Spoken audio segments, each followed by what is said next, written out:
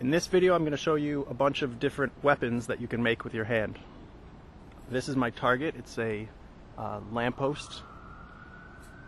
I'm not going to go too much into the tactics behind each move, but each one does have advantages and disadvantages.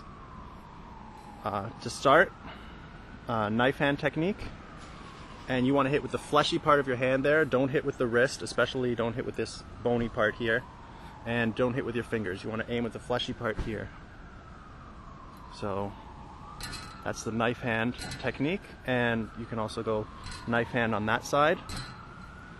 This is a soft weapon because you're hitting with the fleshy part, and that contrasts with a hard weapon like a fist where you're going to hit with the big knuckles there. So knife hand, and that's a fist, basic fist, hit with the big knuckles.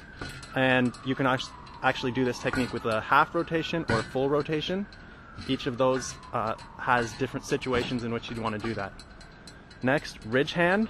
So that's the knife hand, and that's the ridge hand there. A good place to use the ridge hand technique is actually, well, first of all, it can be an unexpected move, and it's very popular in point sparring karate, but that doesn't necessarily mean that it's going to translate well to self-defense. For self-defense, I find the best application for the ridge hand technique is actually as a groin strike. So if somebody's actually close to you, the ridge hand to the groin, like that, and you can easily follow that with a grab. So that's a good application for the ridge hand technique. Next, hammer fist.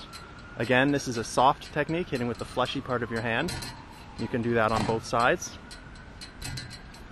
Okay. Another hard technique, back fist, hitting with the back of the hand like that. Next, let's do this one. This is a finger whip. So just have a dangly hand like that, and you're whipping into the opponent's eyes. It's a distraction technique, so this would be followed up with something else. Another way to attack the eyes, you can do a double finger poke, or you can do a single finger poke. All distraction techniques. They should be followed up with something else. Next, bear paw. So striking the opponent's ear, creating a chamber in which the sound resonates and really causes a lot of pain to the opponent's eardrum. And this technique can be followed by a thumb in the eye. So this technique is probably better two-handed, and then both thumbs in the opponent's eyes. So those are all ways to attack the ears and eyes. Now let's go down to the throat. First one, spear finger. So as much as you can, you want to try to get your fingers leveled off, so it's like hitting with three at a time. But this technique, you aim for the trachea. It's small, so it can get under the chin, and then you provide a quick strike to the trachea. Another way to attack the trachea is with the web. Again, the same advantages of the spear finger is that you can get under the chin and still deliver a strong strike to the trachea. This can also be followed by a grab, obviously.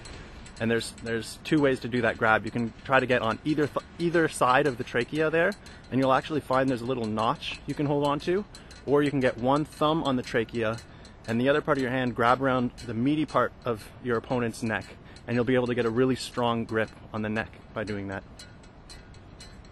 So those are some ways to attack the throat.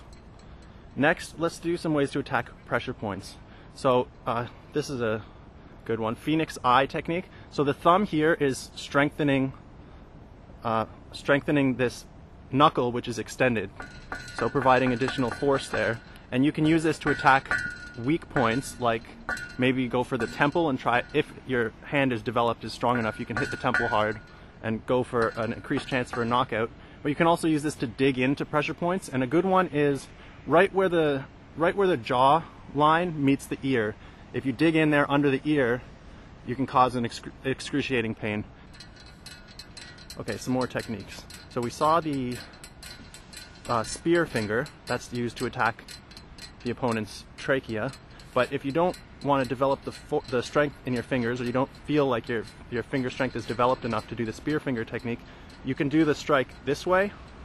So with half your knuckles like that, or ridge knuckles, So that can be used in the same situation to attack the trachea. Another technique, this is the same hand position as the knife hand, but the knife hand technique was a circular technique. This technique you want to hit forwards, but it's hitting with the same part. And next, palm heel. So instead of hitting with the side of your hand there, you're hitting with the heel of your hand, and this can be delivered straight like that to your opponent's nose. Tiger claw technique. Just have your hand out like this, your fingers strong, and rake them across the opponent's face. So try to get across the eyes, and you want to follow this technique up with something else. So the distraction technique through the eyes and follow with something else.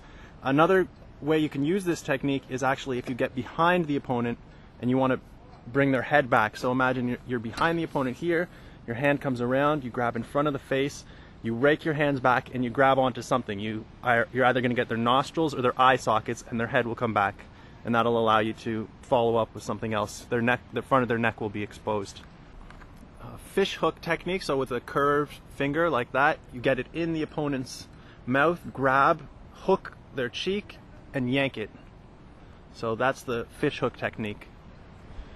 Just a basic ear grab, just your hand ready to grab the ear, and yank the ear down.